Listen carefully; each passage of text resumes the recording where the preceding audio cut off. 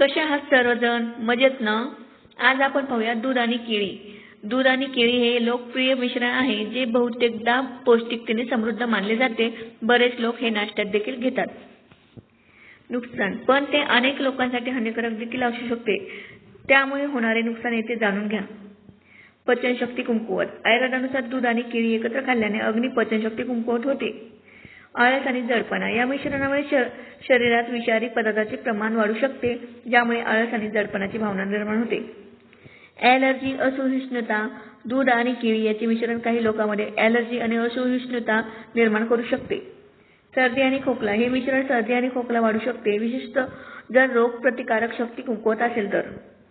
वजन वाढण्याची शक्यता. वजन वाढण्याची शक्यता देखील असते, कारण हा एक उच्च कॅलरीजयुक्त नाश्ता आहे, म्हणून तो फक्त संतुलित प्रमाणात घ्या.